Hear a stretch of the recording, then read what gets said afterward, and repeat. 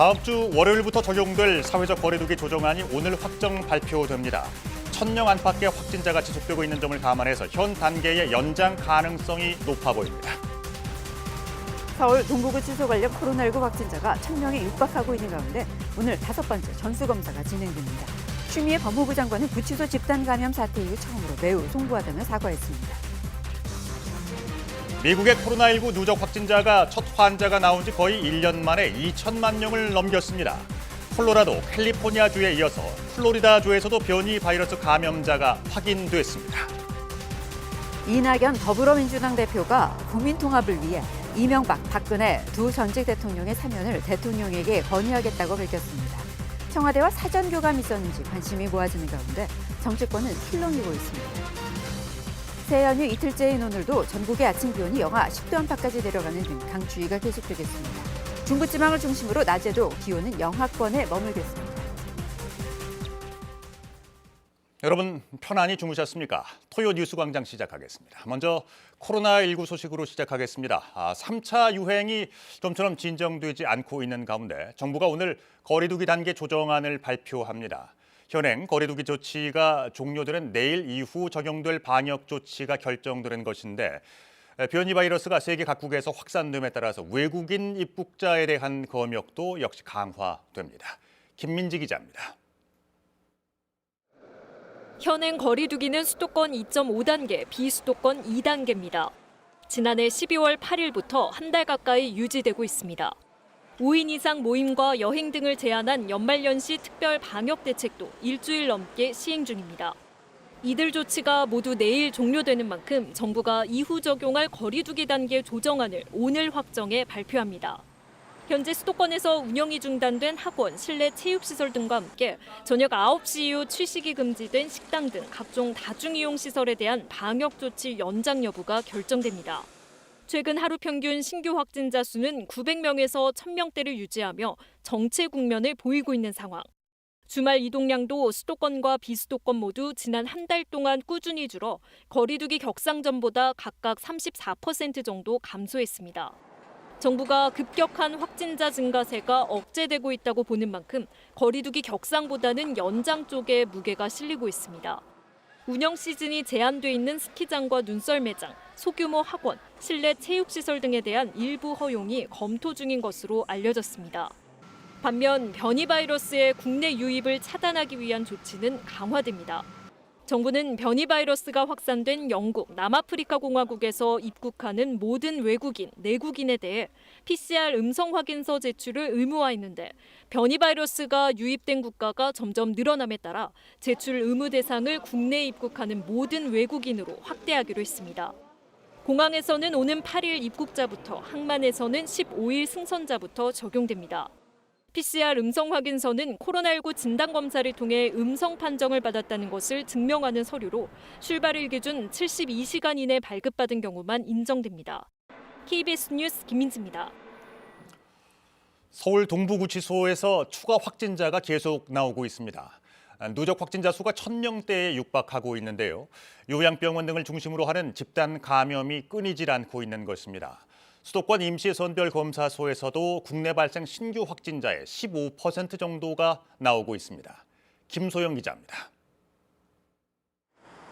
서울 동부구치소 관련 신규 확진자는 하루 새 131명 늘었습니다. 출소한 사람 1명을 빼곤 모두 수용자들입니다.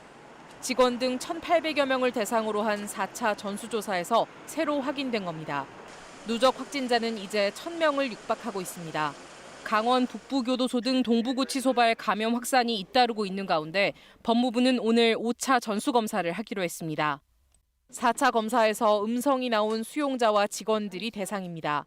추미애 법무부 장관은 SNS를 통해 국민들께 심려를 끼쳐 매우 송구하다며 사과했습니다.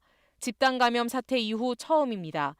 서울 동부구치소는 고층 빌딩 형태의 전형적인 산밀 구조라면서 이른 시일 내 모범 수용자에 대한 가석방을 확대하고 형 집행정지 등을 동시에 진행해 수용 밀도를 낮추겠다고 밝혔습니다. 종교시설과 요양시설 등을 중심으로 한 집단 감염 사례도 이어졌습니다. 경기 이천시 물류센터와 관련해서는 접촉자 59명이 추가 확진돼 누적 확진자가 80명으로 늘었습니다. 경기 군포시 공장과 관련해서도 직원과 가족 등 38명의 신규 환자가 나왔습니다. 비수도권에선 부산 영도구 노인건강센터 관련 41명, 울산 중구 선교단체 관련 34명, 대구 달서구 의료기관 관련 20명 등이 추가로 확진됐습니다. 익명 검사가 가능한 수도권 임시선별검사소에서는 149명이 확진 판정을 받았습니다. 국내 발생의 15% 정도에 해당합니다. 지난해 12월 첫 운영 이후 지금까지 68만여 건의 검사를 통해 모두 1,857명의 감염자를 조기에 찾아냈습니다. KBS 뉴스 김소영입니다. 어제 0시를 기준으로 신규 확진자가 1,029명 나왔는데요. 신규 확진자 관련 소식 취재 기자 연결해서 알아보겠습니다. 송낙규 기자, 먼저 확진자 공식 통계부터 정리해 주시죠. 네, 어제 0시 기준 확진자가 하루 만에 다시 1,000명대로 늘어났습니다. 어제 0시 기준 신규 확진자는 1,029명으로 국내 발생 1,004명에 해외 유입 25명을 기록했습니다. 국내 발생을 지역별로 보면 서울이 358명, 경기 271명, 인천 63명이었고 수도권의 지역에선 부산 55명, 대구 43명, 울산 43명 순으로 많았습니다. 사망자는 17명이 늘어 누적 사망자는 917명이 됐습니다. 집단 감염도 지속돼 서울 중랑구 종교시설 관련해선 5명이 추가 확진됐고 울산 중구 선교단체 관련해서는 34명이 추가 확진됐습니다. 경기 파주시 식품업체와 관련해선 누적 11명, 경기 김포시 부동산업체 관련해서도 누적 12명의 확진자가 확인됐습니다. 네. 특히나 요양병원 같은 고위험 시설에서 집단 감염이 계속 나오고 있는 게 걱정거리인데요. 새해 추가 대책들은 있습니까? 네, 요양병원과 요양시설 관련 집단 감염 발생이 수도권을 비롯해 광주광역시, 부산광역시 등 전국 곳곳에서 이어지고 있는데요. 이에 정부는 감염 취약시설 종사자들에 대한 선제적 진단 검사를 강화하기로 했습니다. 국내 코로나19 사망자 중 절반 가까이는 의료기관과 요양시설에서 감염된 만큼 사망자를 줄이기 위해서는 감염 취약시설 확산을 최대한 막는 것이 중요하기 때문인데요. 이에 따라 모든 요양병원과 요양시설, 정신병원 종사자들은 올해부터 매주 코로나19 진단검사를 받아야 합니다. 여기에 양로시설, 중증 장애인 거주시설 종사자들도 검사 대상자로 새롭게 추가됐습니다. 한편 정부는 모레부터 적용될 거리두기 단계 조정안을 오늘 오전 발표할 예정입니다. 연말 연시 특별방역대책을 비롯해 수도권 2.5단계, 비수도권 2단계의 거리두기 조치가 내일이면 종료되는 만큼 이후 거리두기 조치를 어떻게 적용할지 결정하게 됩니다. 지금까지 사회부에서 전해드렸습니다. 미국의 코로나19 누적 확진자가 2천만 명을 넘어섰습니다. 지난해 1월 20일 첫 감염자가 나온 지 거의 1년 만입니다. 콜로라도, 캘리포니아에 이어 플로리다에서도 변이 바이러스 감염이 확인됐습니다. 뉴욕에서 한보경 특파원입니다. 현지 시간 지난해 12월 31일 기준 미국 내 코로나19 하루 신규 확진자 수는 23만여 명입니다. 닷새 만에 100만 명이 코로나19에 걸리면서 미국의 코로나19 누적 확진자 수는 2천만 명을 넘어섰습니다. 지난해 1월 20일 첫 감염자가 나온 뒤 거의 1년 만에 미국에서 2천만 명이 코로나19에 감염된 겁니다. 31일 하루에 3,400여 명이 코로나19로 숨지면서 누적 사망자 수도 34만 7천여 명에 이릅니다. 전 세계 코로나19 감염자 수의 거의 5분의 1, 사망자 수의 4분의 1이 미국에서 나오고 있습니다. 세계 최대 피해 국가입니다. 코로나19로 입원한 환자 수도 12만 5천여 명으로 코로나19 사태 이후 최고치를 나타내고 있습니다. 지난해 11월 추수감사절 연휴 때 미국 내 여행객 급증 여파가 나타나고 있다는 분석인데 성탄절 연휴 등 이번 연말연시 기간 미국 내 공항 이용객도 수백만 명이라 이 후폭풍 역시 만만치 않을 걸로 보입니다. We know that 2 or 3 weeks of more hospitalizations and more deaths that follow last week and the week before caseload, we are still going to have our toughest and darkest days. 변이 바이러스 감염도 잇따르고 있습니다. 콜로라도, 캘리포니아주에 이어 플로리다주에서도 20대 남성이 변이 바이러스 감염자로 확인됐습니다. 이 남성도 여행 이력이 없어 보건당국은 지역사회 감염 가능성이 큰 것으로 보고 있습니다.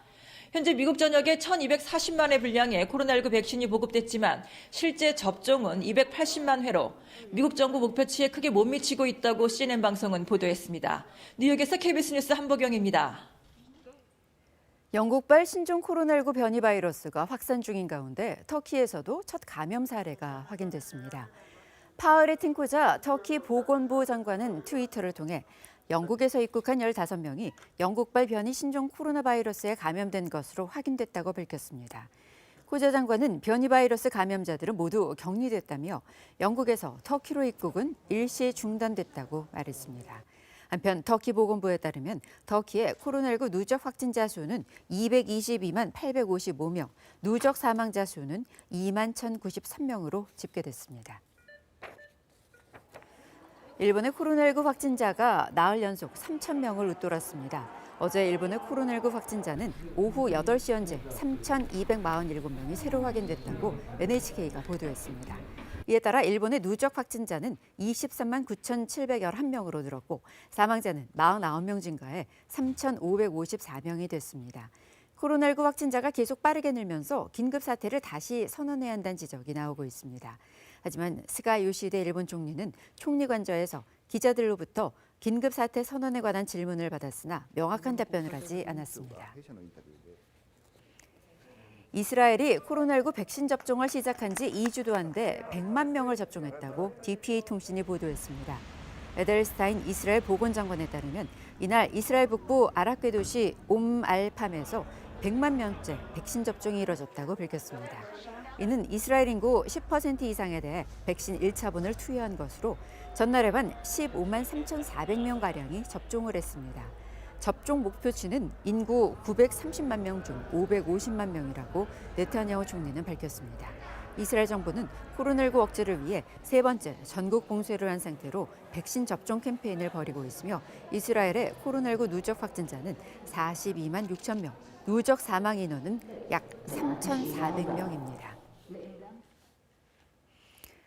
이처럼 전 세계가 코로나 바이러스로 힘겨웠던 한 해를 보내고 2021년을 맞이했습니다. 새해를 맞아 코로나가 종식되고 일상이 나아지기를 바라는 마음은 한결같을 텐데요.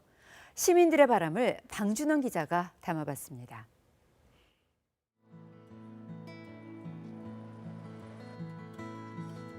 코로나 때문에 고생을 많이 했잖아요, 여러분들이. 이제 새로 백신이 나왔다니까 그 백신이 우리 국민들한테 다 올바르게 맞아갖고 그냥 코로나가 멀리 도망가게끔, 없어지게끔. 올해는 코로나가 없어져가지고 모두 마스크를 벗고 웃는 얼굴을 봤으면 좋겠고 경제라던가 이제 각자 하시는 일들 다 잘 돼서 더 뜻깊은 미소를 짓는 날이 왔으면 좋겠습니다. 아무래도 가서 하는 게 더 운동에 집중이 되고 하는데 날씨도 춥고 하니까 밖에서 하는 게 사실 좀 쉽지 않아서 이것도 빨리 코로나가 진정돼서 갈 수 있게 됐으면 좋겠어요. 수영을 6년 정도 했는데 수영을 3월 달부터 못 해가지고 제일 아쉬웠고요. 수영을 가고 싶어요. 일상으로 돌아가고 싶습니다.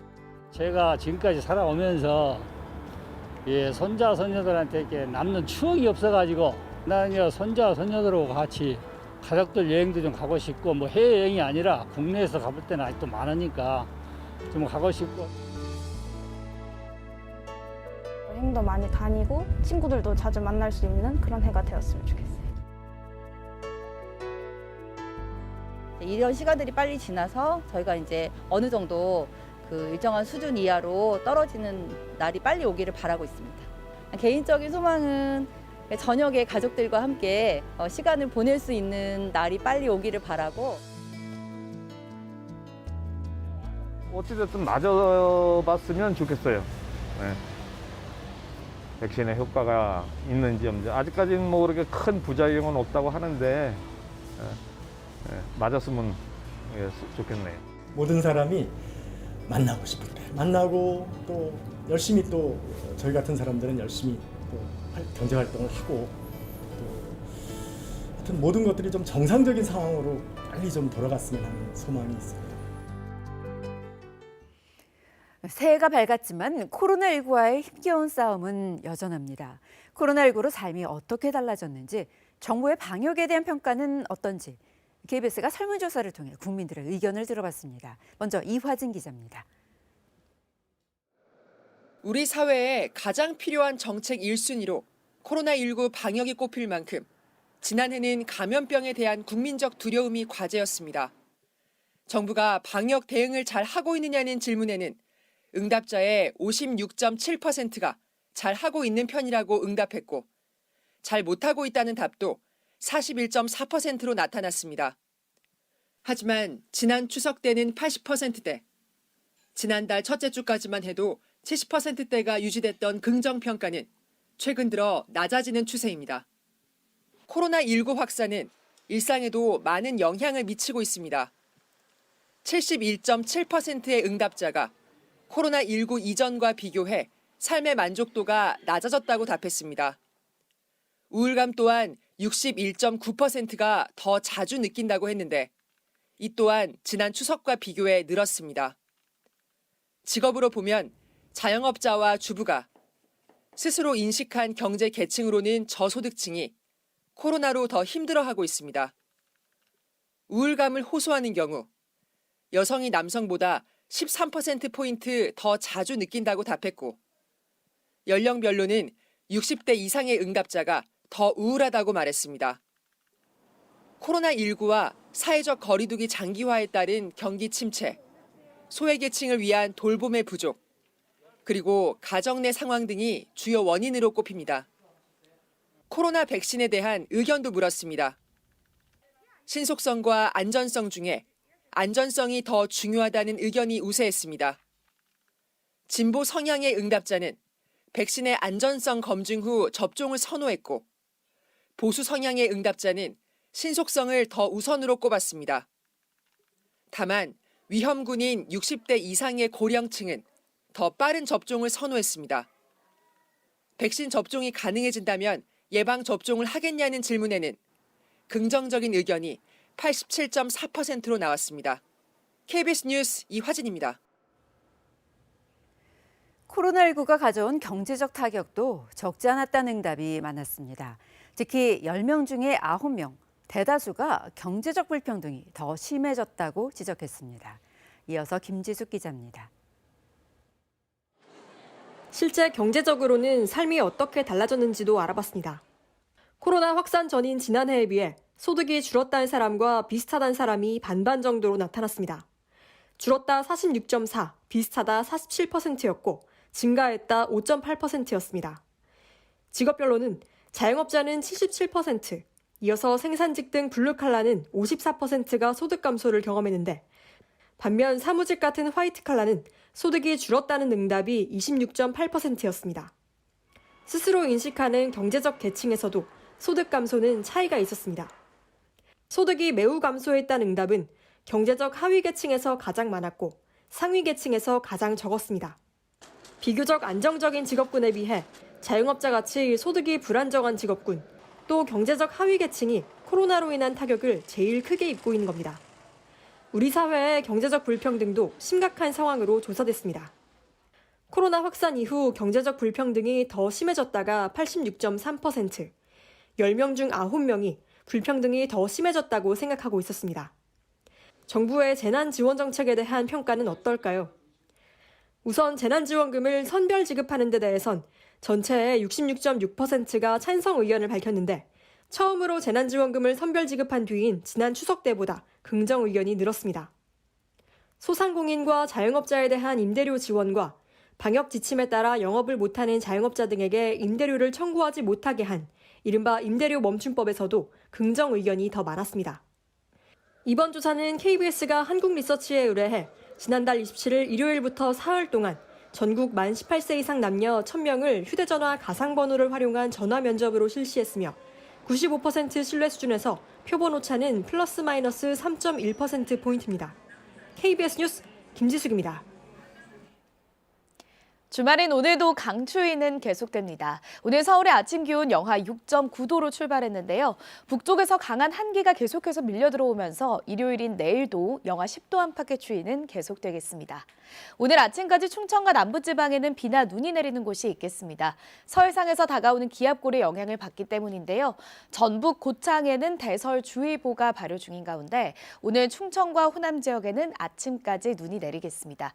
양이 많지는 않을 것으로 보이고 내리고요. 경북 내륙 지역과 또 경남 내륙 지역에도 1cm 안팎의 눈이 내리겠습니다. 울릉도와 독도에는 오늘 밤까지 최고 10cm 정도의 눈이 더 내려 쌓이겠습니다. 지금 내륙 지역으로는 대기가 무척 건조합니다. 특히 강원 동해안 지역은 건조 경보까지 내려져 있는 만큼 화재 위험이 높습니다. 비가 내리고 있는 충청과 호남, 또 경남 내륙 지역으로는 안개가 짙게 끼어 있습니다. 그 밖의 지역은 오늘 하늘이 대체로 맑겠습니다. 현재 기온 살펴보겠습니다. 서울이 영하 6.6도, 대구 영하 2.3도 등으로 어제 아침보다 3도에서 5도가량 기온이 낮은데요. 한낮에도 서울은 영하 1도로 종일 영하권의 추위가 이어지겠고요. 그 밖의 지역은 어제보다 기온이 2, 3도가량 높겠습니다. 바다의 물결은 동해상에 풍랑주의보가 발효 중인 가운데 최고 4m까지 거세게 일겠습니다. 날씨 전해드렸습니다.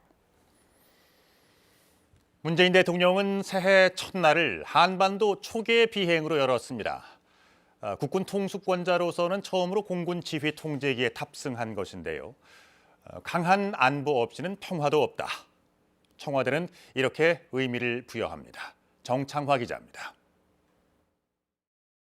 어둠이 가시지 않은 새벽, 공군 지휘 통제기 피스아이가 위용을 드러냅니다. 평화를 수호하는 감시자라는 뜻의 피스아이는 우리 공군 핵심 전력. 문 대통령은 국군 통수권자로는 처음으로 탑승했습니다. 안전한 신년 지휘 비행이 될 수 있도록 최선의 노력을 다하겠습니다. 감사합니다. 필수! 이륙 후엔 먼저 서해 최북단 경계태세를 점검했습니다. 세북도서 방어 임무 수행에 수고 많습니다. 특이 동향은 없습니까? 현재 특이 동향은 없습니다. 필승의 해병대 정신으로 반드시 서북도서를 사수하겠습니다.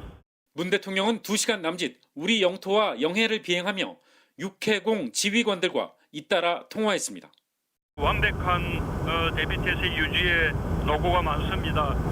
여러분의 헌신 덕분에 대한민국이 평화로운 새해를 맞게 되었습니다. 마지막으로 이어진 아랍에미리트 파병 부대장과의 통화에선 각별한 감사의 뜻을 전했습니다. 아크 부대가 하고 있는 외교적인 역할이 매우 큽니다. 새해 복 많이 받으시고 또 아크 부대의 전 장병의 승을 기원합니다. 부대원 전원이 값진 성과와 함께 건강하고 안전하게 가족품으로 복귀할 수 있도록 최선을 다하겠습니다. 취임 후 문 대통령은 매년 전년도 의인들과 해맞이 산행을 했지만 올해는 코로나19 영향으로 초계 비행을 택했습니다.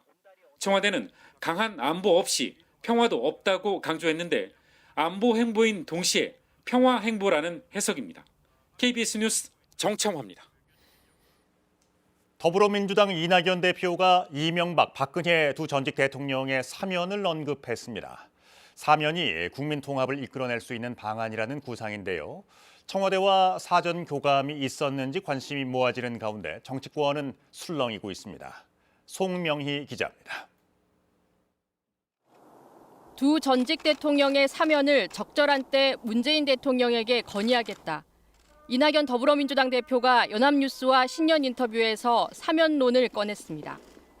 그러면서 올해는 문재인 대통령이 일할 수 있는 마지막 해다. 사면이 국민 통합을 위한 열쇠가 될 수 있을 것이라고 덧붙였습니다. 신년 인사에서도 같은 취지의 발언을 이어갔습니다. 전진은 디지털과 그린의 새로운 미래로 나아가는 것이고 통합은 국민 모두 함께 나아가자는 것입니다. 전진과 통합을 올해 우리는 이루어갈 것입니다. 이명박 전 대통령은 지난해 10월 대법원에서 징역 17년이 확정돼 재수감됐고 박근혜 전 대통령은 오는 14일 대법원의 최종 선고를 앞두고 있습니다. 민주당 내에서는 찬반이 엇갈리는 가운데 서울시장 선거에 출마한 우상호 의원은 오히려 국론 분열로 이어질 수 있다며 시기와 내용 면에서 적절하지 않다고 주장했습니다. 이 대표의 사면 건의 구상에 대해 청와대 한 관계자는 실제 사면 건의가 이루어져야 논의할 수 있는 문제라며 신중한 입장을 보였습니다. 다만 최근 문재인 대통령과 이 대표의 두 차례 회동에서 교감이 있었을 가능성도 있습니다. 지난달 두 전직 대통령을 두고 역사와 국민 앞에 큰 죄를 저질렀다고 사과한 김종인 국민의힘 비대위원장은 처음 듣는 얘기라는 반응을 보였습니다. 난 뭐 그런 얘기 지금 처음 듣는 얘기 같은데. 지난번에 만나서도 내가 그런 얘기 들어본 적이 없어요. 정의당은 두 전직 대통령으로 인해 고통받은 많은 국민이 있다며 입장 철회를 요구했고, 국민의당은 오는 4월 재보궐선거를 앞둔 전략이 아닌지 경계심을 나타냈습니다. KBS 뉴스 송명입니다.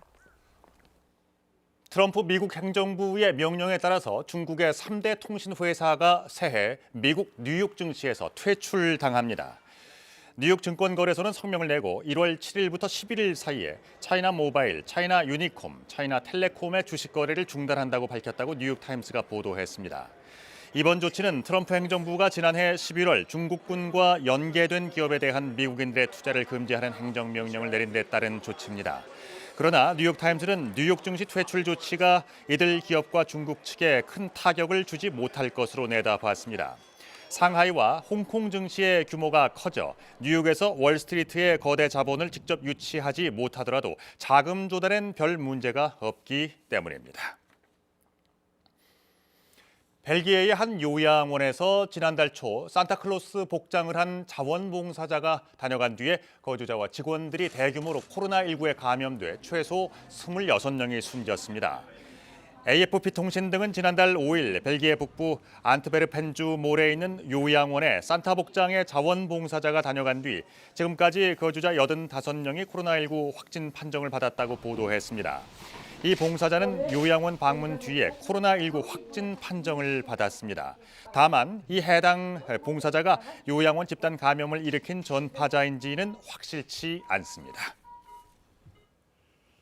염홍철 전 대전시장이 코로나19 양성 판정을 받았습니다. 함께 식사 모임을 한 더불어민주당 황운하 의원은 검사 결과 음성으로 확인돼 자가격리에 들어갔습니다. 박지은 기자가 보도합니다. 지난달 26일 대전시 유천동의 한 식당에서 염홍철 전 대전시장과 더불어민주당 황운하 의원, 지역 경제계 인사 3명이 함께 식사 모임을 했습니다. 먼저 이 모임에 참석한 지역 경제계 인사가 그제 확진됐고, 뒤이어 검사를 받은 염홍철 전 대전시장도 양성 판정을 받았습니다. 함께 식사한 황운하 의원은 검사 결과 음성으로 확인됐지만 방역 당국의 지침에 따라 오는 9일까지 자가 격리됩니다. 방역 당국은 이 식사 모임을 감염 경로로 추정하고 이들의 동선을 확인하고 있습니다. 26일이 감염된 날로 보고 저희가 이제 그 이후로 동선을 조사하고 있는데 아직까지 특이사항은 발견하지 못했어요. 방역 당국은 밀폐된 공간에서 대화나 식사를 할 경우 코로나19를 전파하는 비말로 감염이 확산할 수 있다며 사적 모임은 자제해달라고 당부했습니다. KBS 뉴스 박지은입니다. 앞서 전해드린 것처럼 새해를 맞아 시민들은 마스크 없이 살아가던 일상이 회복되기를 바라고 있습니다. 이렇게 되려면 백신 접종이 순조롭게 진행되는 게 가장 중요할 텐데요. 올 2월부터 아스트라제네카를 시작으로 코로나19 백신이 순차적으로 들어옵니다. 김민혁 기자입니다. 가장 먼저 우리나라에 도입되는 백신, 영국의 아스트라제네카일 가능성이 가장 큽니다. 며칠 전 영국 보건당국이 긴급 사용 승인했는데요. 우리 정부는 지난해 11월 비교적 빨리 계약을 체결했고 실제로 다음 달이면 국내로 들어오게 됩니다. 1,000만 명 분량입니다. 2분기로 들어서면 가장 큰 관심은 미국의 모더나입니다. 임상시험에서 94%의 효능을 보였기 때문입니다. 원래 도입하려던 1,000만 명분의 2배인 2천만 명분입니다. 여기에 얀센 백신 600만 명분도 비슷한 시기 도입이 시작될 걸로 전망됩니다. 3분기 가장 늦게 우리나라를 찾는 건 화이자 백신입니다. 임상 효과 95%로 영국이 가장 빨리 긴급 사용 승인을 내 90대 여성이 첫 접종을 시작하기도 했죠. 우리도 가을쯤 되면 이 화이자 백신을 맞게 될 수 있습니다. 지금까지 본 백신들은 모두 기업들과의 개별 협상인데요. 세계 백신 연합기구인 코백스 퍼실리티를 통해서도 1,000만 명분을 도입하는데 역시 1분기 도입을 추진 중입니다. 정리를 해보면 1분기에 아스트라제네카와 코백스 퍼실리티 백신, 2분기에 모더나와 얀센, 3분기에 화이자 도입이 시작됩니다. 이를 모두 합쳐 5,600만 명 분량입니다. 이렇게 백신이 들어와 접종이 이뤄지기 시작하면 우리는 마스크 없던 예전의 일상으로 돌아갈 수 있을까요? 전문가에게 들어봤습니다. 1년째 사투를 벌여온 현장. 의료진도 백신을 기대하긴 마찬가지입니다. 눈을 멀쩡하게 뜬 상태에서 자기가 죽어가는 걸 알면서 돌아가십니다. 근데 그 돌아가실 때 가족을 못 보는 그 외로움과 슬픔은 굉장히 이루 말할 수가 없습니다. 백신이 만약에 있어서 이분이 예방이 됐다면 이런 비극이 없지 않았을까. 접종에 대한 우려도 있지만 그래서 맞아서 생기는 부작용보다는 안 맞아서 생기는 손해가 더 크다. 그래서 맞는 게 좋겠다라는 게 이제 전문가들의 의견이고요. 고령층과 고위험 집단, 의료진부터 접종을 할 텐데 그럼 나는 언제부터 맞을 수 있을까? 의료진 접종이 다 끝나고 고위험군 접종이 다 끝나는 시점을 따지면 최소한 5월달, 6월달은 돼야 접종을 시작할 수 있지 않을까. 그래도 예상을 해본다면 아마도 가을 정도가 되지 않을까, 가을에서 겨울 정도의 상황이 되지 않을까 생각을 합니다. 백신이 나와도 마스크는 당분간 필수품입니다. 2021년에는 안타깝게도 마스크를 벗어도 됩니다라고 말씀드리기는 어려울 것 같습니다. 그러니까 손 씻기랑 마스크를 쓰는 것, 그러니까 그거 두 개를 하지 않아도 되는 세상이 오지는 않습니다. 그거는 여전히 백신을 접종을 받고 난 이후에 세상에서도 계속 지켜야 될 룰임에는 틀림이 없을 겁니다. 그래도 밝아온 새해가 신종 감염병을 극복하는 출발점이 되길 기대해 봅니다. 백신이 들어오면 또 다른 세상이 열리지 않을까 그런 기대를 해봅니다. 익숙함을 그대로 받아들이지 마시고 이것이 극복할 수 있는 때를 좀 기대하면서 그때까지 계속 좀 잘 버텨주셨으면 하는 바람이 있습니다. KBS 뉴스 김민혁입니다.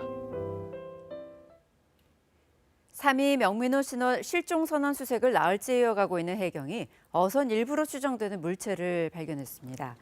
제주지방해양경찰청은 어제 제주항 주변 28km 해역에 함선 25척과 항공기 5대를 투입해 해상 수색을 벌이고 해경과 해군대원 70여 명을 동원해 제주항 방파제 안팎에서 수중 수색을 벌였지만 실종 선원 6명을 발견하지 못했다고 밝혔습니다.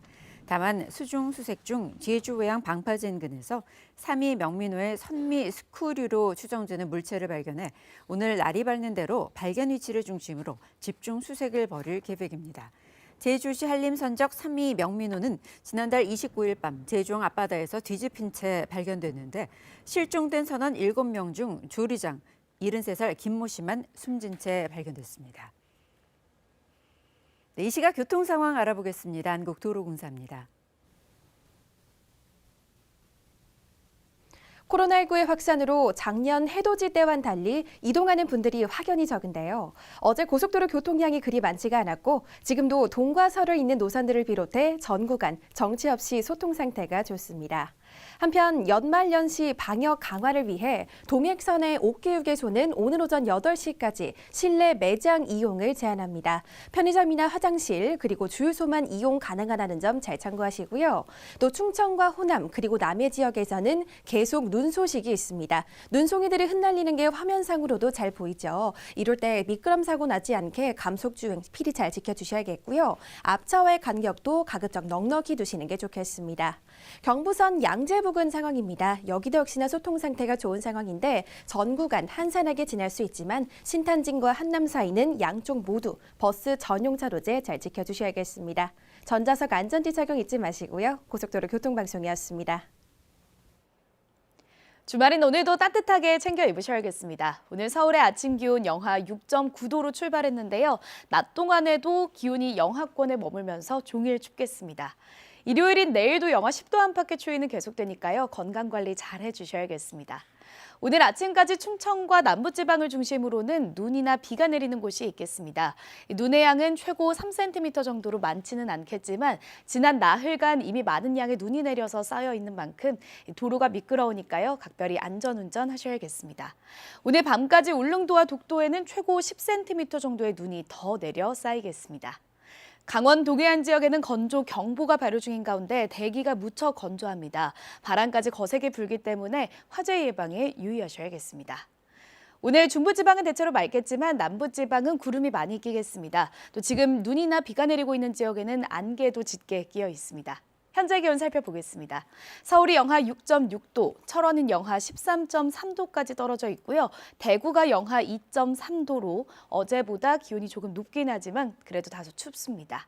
한낮에는 서울이 영하 1도, 철원 영하 3도 예상되고 대구가 3도, 광주 2도로 어제와 기온이 비슷하거나 조금 높겠습니다.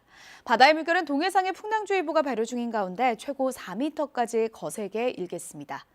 다음 주에도 추위는 계속될 텐데요. 주 후반에는 기온이 더 떨어지면서 오늘보다 날이 더 추워질 것으로 예상됩니다. 날씨 정보 전해드렸습니다.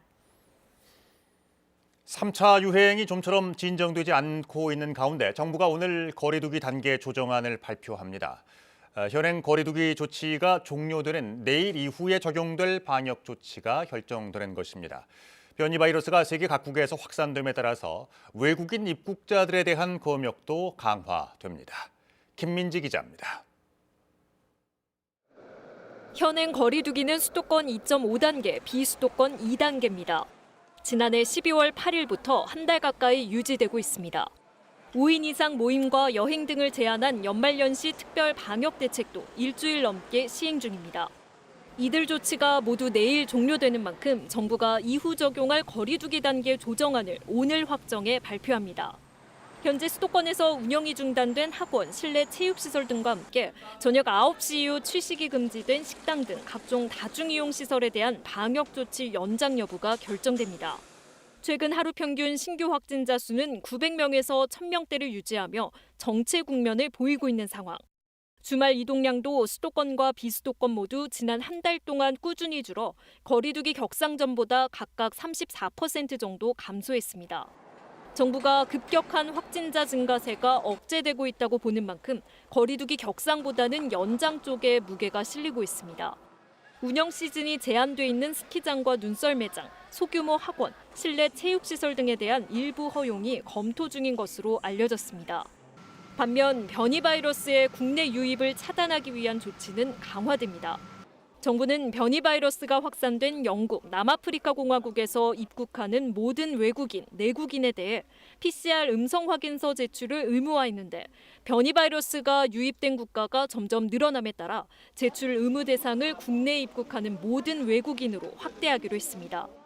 공항에서는 오는 8일 입국자부터, 항만에서는 15일 승선자부터 적용됩니다. PCR 음성 확인서는 코로나19 진단검사를 통해 음성 판정을 받았다는 것을 증명하는 서류로 출발일 기준 72시간 이내 발급받은 경우만 인정됩니다. KBS 뉴스 김민지입니다.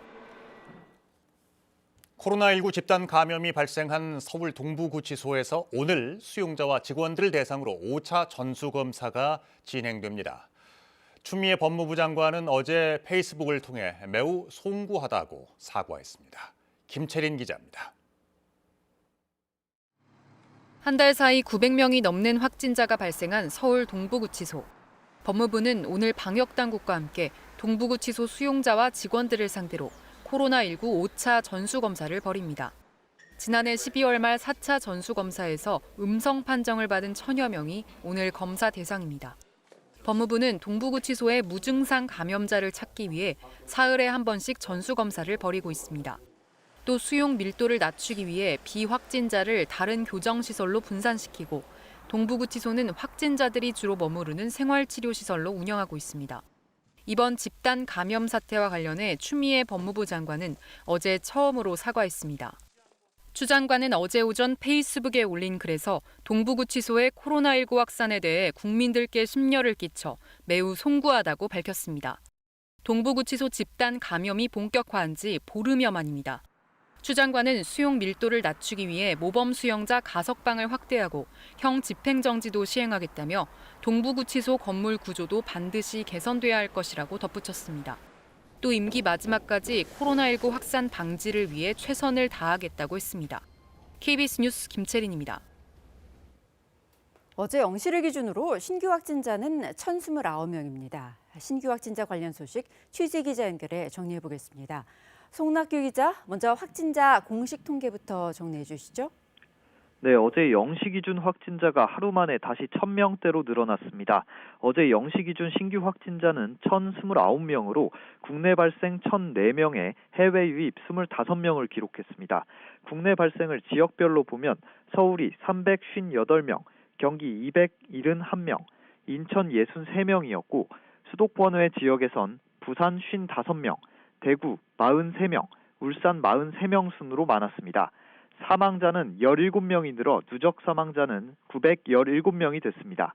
집단 감염도 지속돼 서울 중랑구 종교시설 관련해선 5명이 추가 확진됐고 울산 중구 선교단체 관련해서는 34명이 추가 확진됐습니다. 경기 파주시 식품업체와 관련해선 누적 11명, 경기 김포시 부동산업체 관련해서도 누적 12명의 확진자가 확인됐습니다. 네, 요양병원 같은 고위험 시설들에서 집단 감염이 여전한 게 걱정인데 새해 추가 대책들 있나요?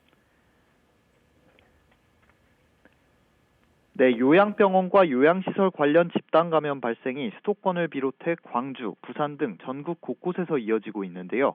이에 정부는 감염 취약시설 종사자들에 대한 선제적 진단검사를 강화하기로 했습니다. 국내 코로나19 사망자 중 절반 가까이는 의료기관과 요양시설에서 감염된 만큼 사망자를 줄이기 위해선 감염 취약시설 확산을 최대한 막는 것이 중요하기 때문인데요. 이에 따라 모든 요양병원과 요양시설, 정신병원 종사자들은 올해부터 매주 코로나19 진단검사를 받아야 합니다.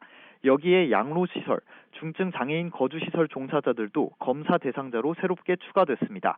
한편 정부는 모레부터 적용될 거리두기 단계 조정안을 오늘 오전 발표할 예정인데요. 연말 연시 특별 방역 대책을 비롯해 수도권 2.5단계, 비수도권 2단계의 거리두기 조치가 내일이면 종료되는 만큼 이후 거리두기 조치를 어떻게 적용할지 결정하게 됩니다. 지금까지 사회부에서 전해드렸습니다. 미국의 코로나19 누적 확진자가 2천만 명을 넘어섰습니다. 지난해 1월 20일 첫 감염자가 나온 지 거의 1년 만입니다. 콜로라도, 캘리포니아에 이어 플로리다에서도 변이 바이러스 감염이 확인됐습니다. 뉴욕에서 한보경 특파원입니다. 현지 시간 지난해 12월 31일 기준 미국 내 코로나19 하루 신규 확진자 수는 23만여 명입니다. 닷새 만에 100만 명이 코로나19에 걸리면서 미국의 코로나19 누적 확진자 수는 2천만 명을 넘어섰습니다. 지난해 1월 20일 첫 감염자가 나온 뒤 거의 1년 만에 미국에서 2천만 명이 코로나19에 감염된 겁니다.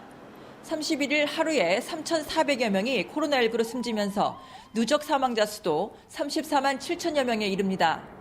전 세계 코로나19 감염자 수의 거의 5분의 1, 사망자 수의 4분의 1이 미국에서 나오고 있습니다. 세계 최대 피해 국가입니다. 코로나19로 입원한 환자 수도 12만 5천여 명으로 코로나19 사태 이후 최고치를 나타내고 있습니다. 지난해 11월 추수감사절 연휴 때 미국 내 여행객 급증 여파가 나타나고 있다는 분석인데 성탄절 연휴 등 이번 연말연시 기간 미국 내 공항 이용객도 수백만 명이라 이 후폭풍 역시 만만치 않을 걸로 보입니다. We know that 2 or 3 weeks of more hospitalizations and more deaths that follow last week and the week before caseload, we are still going to have our toughest and darkest days. 변이 바이러스 감염도 잇따르고 있습니다. 콜로라도, 캘리포니아주에 이어 플로리다주에서도 20대 남성이 변이 바이러스 감염자로 확인됐습니다. 이 남성도 여행 이력이 없어 보건당국은 지역사회 감염 가능성이 큰 것으로 보고 있습니다. 현재 미국 전역에 1,240만회 분량의 코로나19 백신이 보급됐지만 실제 접종은 280만 회로 미국 정부 목표치에 크게 못 미치고 있다고 CNN 방송은 보도했습니다. 뉴욕에서 KBS 뉴스 한보경입니다. 더불어민주당 이낙연 대표가 이명박, 박근혜 두 전직 대통령의 사면을 언급했습니다. 사면이 국민 통합을 끌어낼 방안이라는 구상인데 청와대와 사전 교감이 있었는지 관심이 모아지는 가운데 정치권은 각자의 셈법으로 술렁이고 있습니다. 송명희 기자가 보도합니다. 두 전직 대통령의 사면을 적절한 때 문재인 대통령에게 건의하겠다. 이낙연 더불어민주당 대표가 연합뉴스와 신년 인터뷰에서 사면론을 꺼냈습니다. 그러면서 올해는 문재인 대통령이 일할 수 있는 마지막 해다. 사면이 국민 통합을 위한 열쇠가 될 수 있을 것이라고 덧붙였습니다. 신년 인사에서도 같은 취지의 발언을 이어갔습니다. 전진은 디지털과 그린의 새로운 미래로 나아가는 것이고 통합은 국민 모두 함께 나아가자는 것입니다. 전진과 통합을 올해 우리는 이루어 갈 것입니다. 이명박 전 대통령은 지난해 10월 대법원에서 징역 17년이 확정돼 재수감됐고 박근혜 전 대통령은 오는 14일 대법원의 최종 선고를 앞두고 있습니다.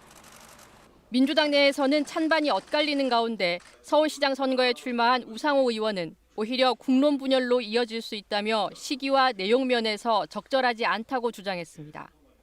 이 대표의 사면 건의 구상에 대해 청와대 한 관계자는 실제 사면 건의가 이루어져야 논의할 수 있는 문제라며 신중한 입장을 보였습니다. 다만 최근 문재인 대통령과 이 대표의 두 차례 회동에서 교감이 있었을 가능성도 있습니다.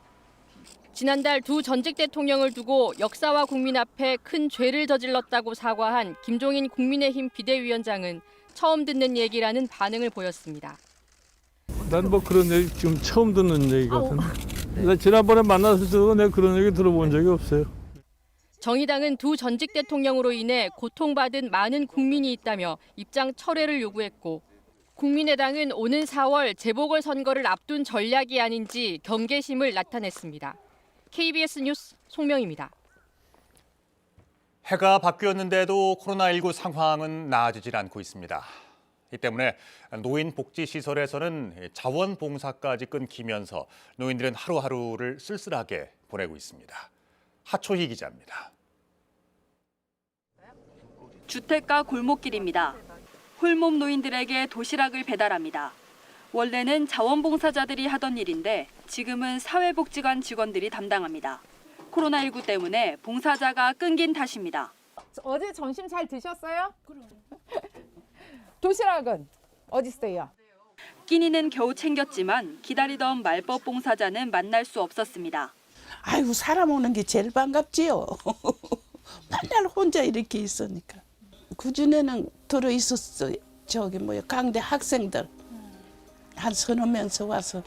취약계층 노인들이 점심 식사를 하던 곳입니다. 단체 식사가 어려워지면서 지금은 텅 비어 있는데요.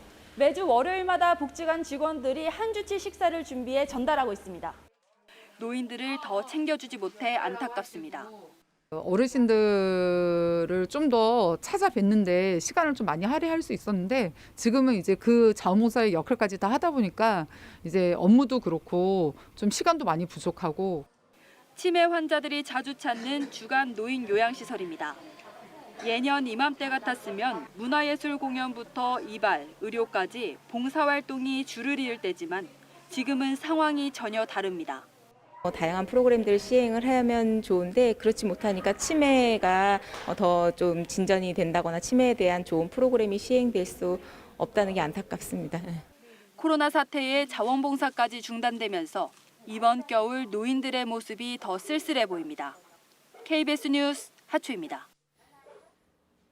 북한 김정은 위원장이 새해를 맞아 주민들에게 친필 서한을 보냈습니다. 집권 이후 주로 육성 신년사를 발표해왔던 과거와는 달리 올해는 서한을 보낸 것인데요. 북한의 최대 정치 행사인 당대회가 임박했기 때문인 것으로 보입니다. 유동엽 기자가 보도합니다. 김정은 위원장이 새해를 맞아 주민들에게 친필 서한을 보냈다고 북한 매체들이 보도했습니다. 사랑하는 인민들의 안녕을 축원한다고 운을 뗀 김 위원장은 코로나19와 경제 제재를 의식한 듯 어려운 세월 속에서도 지지해줘 감사하다. 새 시대를 위해 싸우겠다고 했습니다.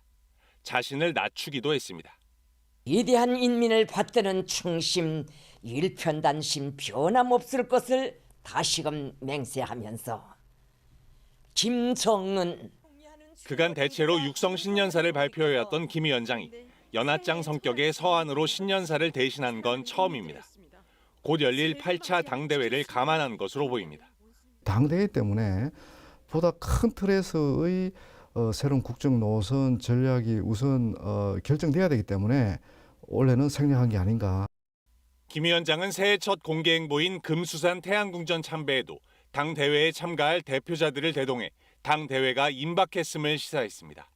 이미 대표자들이 평양에 도착해 대표침까지 받은 만큼 개최 준비는 거의 마무리된 것으로 보입니다.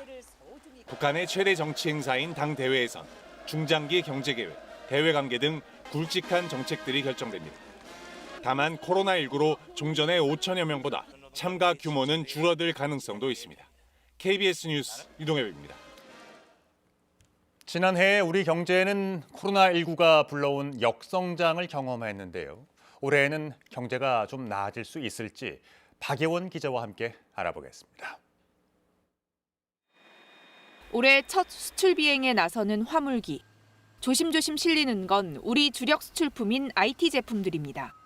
80톤의 제품이 중국 상하이로 향합니다.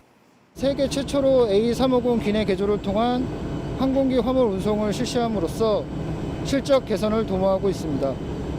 인천항에서도 수출품을 실은 컨테이너들이 차곡차곡 쌓입니다. 이런 분주함이 보여주듯 올해 수출 전망은 나쁘지 않습니다.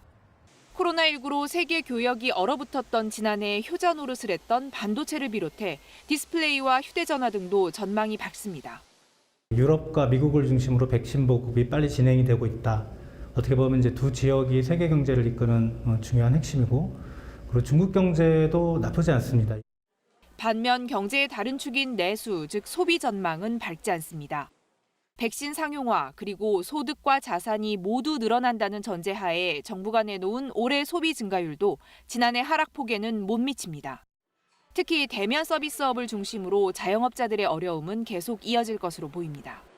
이런 분들의 경제활동은 GDP 성장률 이런 거에 상대적으로 적게 잡히기 때문에 전체적으로 성장률의 숫자보다 한국 경제를 구성하고 있는 조금 저변이 코로나 팬데믹 과정에서 치유하기 힘든 큰 충격을 받았다라고 하는 게 그만큼 고용 회복도 더딜 것으로 예상됩니다.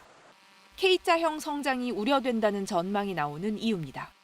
K자형이라고 좀 충격을 덜 받는 쪽은 오히려 더 좀 상황이 개선되고 기업 실적이나 주가나 이런 것들이 그다음에 대면 업종이나 임시 일용직 이런 부분들은 더 어려워져서 양극화가 더 심해질 수 있다는 뜻입니다.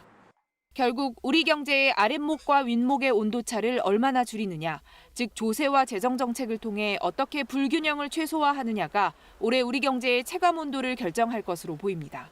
KBS 뉴스 박예원입니다. 지난해 수출 성적표가 나왔습니다. 코로나19의 영향으로 연간 수출은 다소 줄었지만 12월에 수출액이 두 자릿수의 증가율을 보이면서 회복세가 뚜렷합니다. 무역 수지는 12년 연속으로 흑자를 기록했습니다. 보도에 임승창 기자입니다. 지난해 우리나라 수출액이 5,128억 5천만 달러로 집계됐습니다. 전년도보다 5.4% 줄어든 겁니다. 수입은 7% 넘게 줄어든 4,672억 3천만 달러로 무역 수지는 456억 2천만 달러 흑자를 기록했습니다. 이로써 무역 수지는 12년 연속 흑자 행진을 이어갔습니다. 코로나19로 전 세계 교역이 위축된 걸 감안하면 선방한 겁니다. 특히 고무적인 건 12월 수출 성적표입니다. 12월 수출액은 전년도보다 12% 넘게 늘어난 514억 1천만 달러로 역대 12월 수출액 가운데 가장 많았습니다. 월간 수출액이 500억 달러를 넘은 건 2018년 11월 이후 25개월 만입니다. 조업 일수를 고려한 하루 평균 수출액도 8% 가까이 증가했습니다. 주력 수출 품목 15개 가운데 11개 품목의 수출이 늘었고 특히 반도체 등 IT 관련 6개 품목의 수출이 모두 2개월 연속 증가세를 유지했습니다.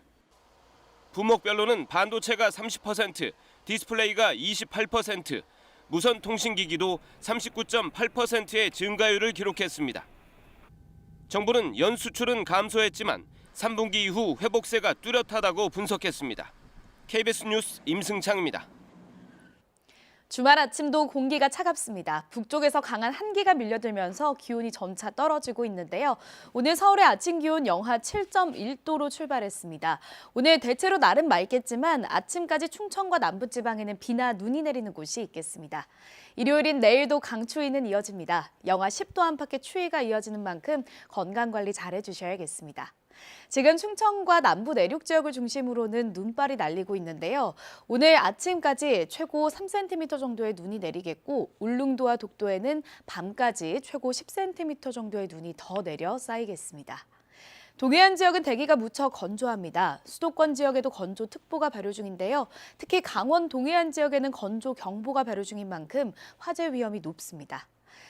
오늘 전국에는 대체로 맑은 하늘 드러나겠고요. 지금 비나 눈이 내리고 있는 지역에는 안개가 짙게 끼어 있습니다.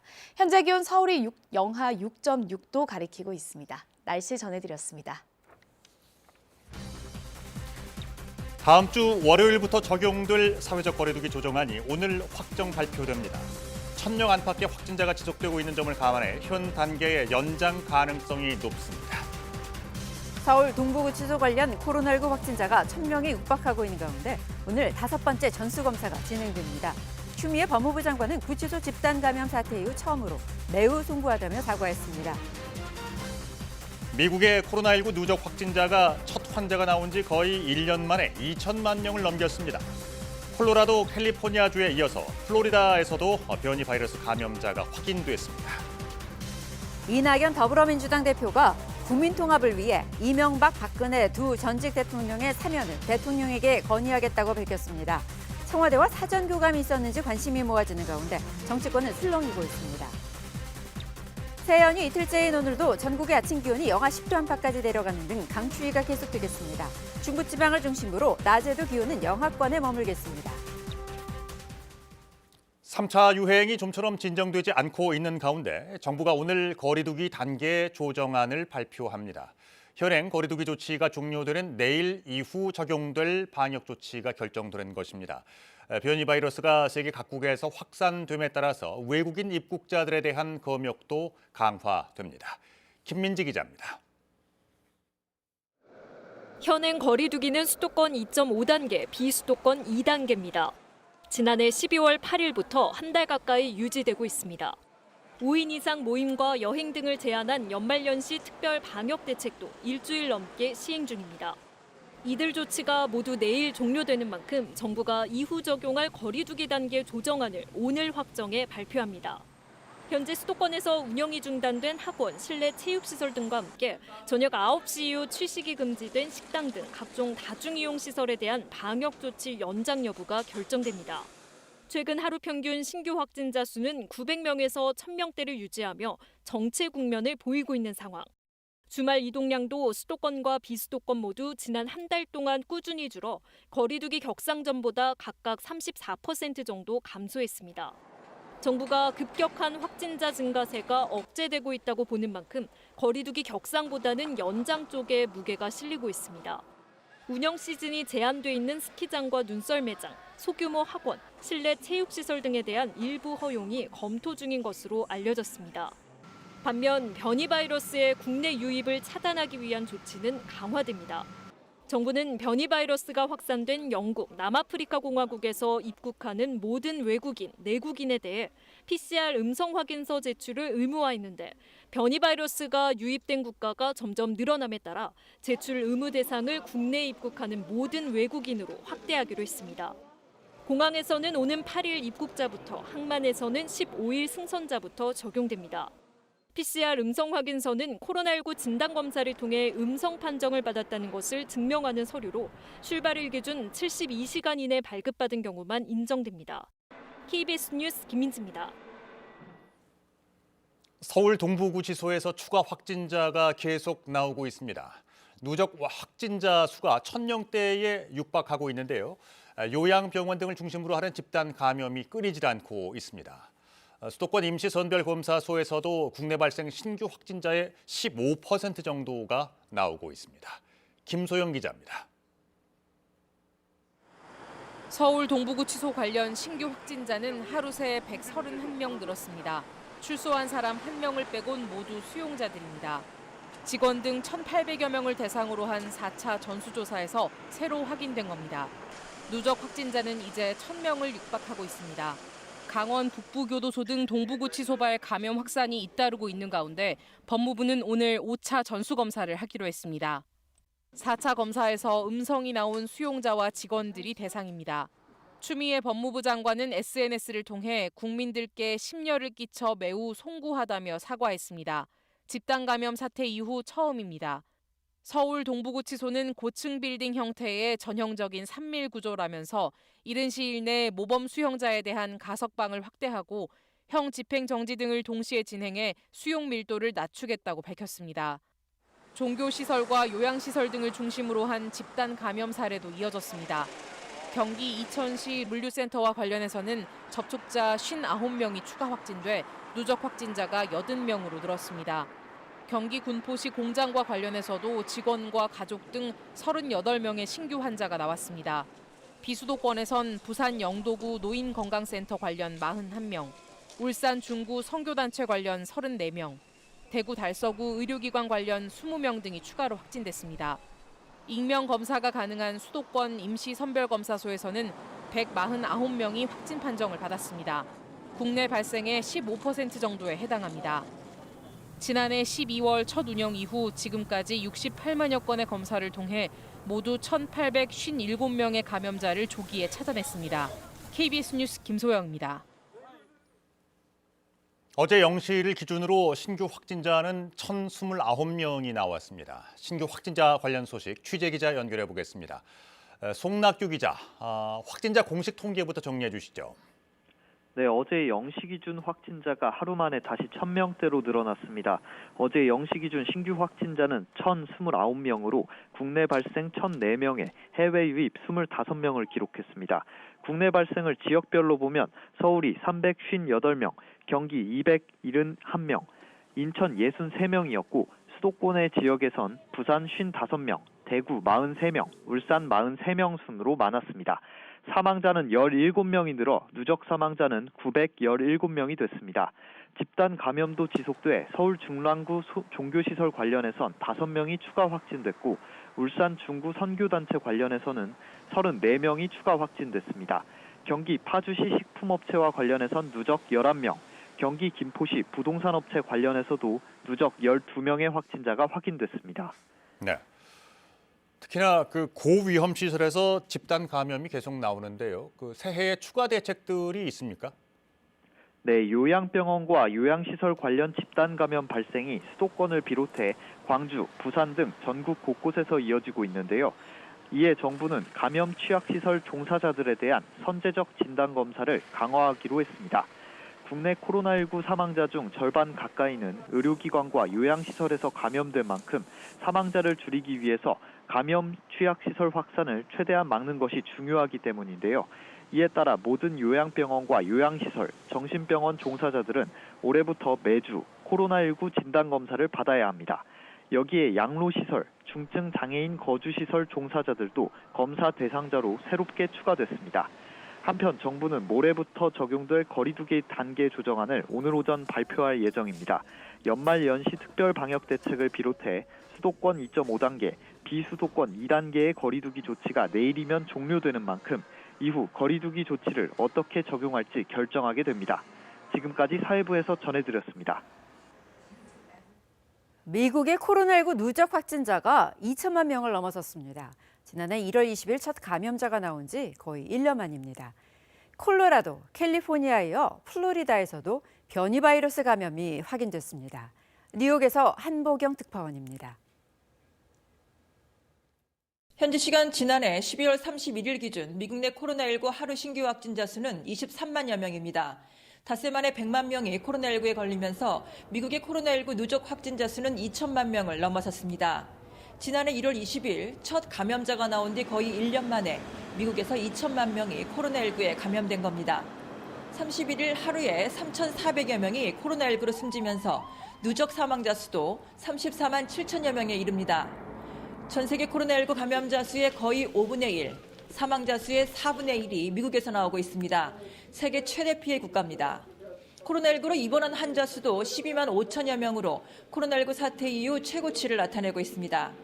지난해 11월 추수감사절 연휴 때 미국 내 여행객 급증 여파가 나타나고 있다는 분석인데 성탄절 연휴 등 이번 연말연시 기간 미국 내 공항 이용객도 수백만 명이라 이 후폭풍 역시 만만치 않을 걸로 보입니다. We know that 2 or 3 weeks of more hospitalizations and more deaths that follow last week and the week before caseload, we are still going to have our toughest and darkest days. 변이 바이러스 감염도 잇따르고 있습니다. 콜로라도, 캘리포니아주에 이어 플로리다주에서도 20대 남성이 변이 바이러스 감염자로 확인됐습니다. 이 남성도 여행 이력이 없어 보건당국은 지역사회 감염 가능성이 큰 것으로 보고 있습니다. 현재 미국 전역에 1,240만회 분량의 코로나19 백신이 보급됐지만 실제 접종은 280만 회로 미국 정부 목표치에 크게 못 미치고 있다고 CNN 방송은 보도했습니다. 뉴욕에서 KBS 뉴스 한보경입니다. 영국발 신종 코로나19 변이 바이러스가 확산 중인 가운데 터키에서도 첫 감염 사례가 확인됐습니다. 파흐레틴 코자 터키 보건부 장관은 트위터를 통해 영국에서 입국한 15명이 영국발 변이 신종 코로나 바이러스에 감염된 것으로 확인됐다고 밝혔습니다. 코자 장관은 변이 바이러스 감염자들은 모두 격리됐다며 영국에서 터키로 입국은 일시 중단됐다고 말했습니다. 한편 터키 보건부에 따르면 터키의 코로나19 누적 확진자 수는 222만 855명, 누적 사망자 수는 2만 1,093명으로 집계됐습니다. 일본의 코로나19 확진자가 나흘 연속 3,000명을 웃돌았습니다. 어제 일본의 코로나19 확진자는 오후 8시 현재 3,247명이 새로 확인됐다고 NHK가 보도했습니다. 이에 따라 일본의 누적 확진자는 23만 9,711명으로 늘었고 사망자는 49명 증가해 3,554명이 됐습니다. 코로나19 확진자가 계속 빠르게 늘면서 긴급 사태를 다시 선언해야 한다는 지적이 나오고 있습니다. 하지만 스가 요시히데 일본 총리는 총리 관저에서 기자들로부터 긴급 사태 선언에 관한 질문을 받았으나 명확한 답변을 하지 않았습니다. 이스라엘이 코로나19 백신 접종을 시작한 지 2주도 안 돼 100만 명을 접종했다고 DPA통신이 보도했습니다. 에델스타인 이스라엘 보건장관에 따르면 이날 이스라엘 북부 아랍계 도시 알팜에서 100만 명째 백신 접종이 이뤄졌다고 밝혔습니다. 이는 이스라엘 인구 10% 이상에 대해 백신 1차분을 투여한 것으로 전날에만 15만 3,400명가량이 접종을 했습니다. 접종 목표치는 인구 930만 명 중 550만 명이라고 네타냐후 총리는 밝혔습니다. 이스라엘 정부는 코로나19 억제를 위해 세 번째 전국 봉쇄를 한 상태로 백신 접종 캠페인을 벌이고 있으며 이스라엘의 코로나19 누적 확진자는 42만 6천 명, 누적 사망 인원은 약 3,400명입니다. 전 세계가 코로나 바이러스로 힘겨웠던 한 해를 보내고 2021년을 맞이했습니다. 새해를 맞아 코로나가 종식되고 일상이 나아지기를 바라는 마음은 한결같을 텐데요. 시민들의 바람을 방준원 기자가 담아봤습니다.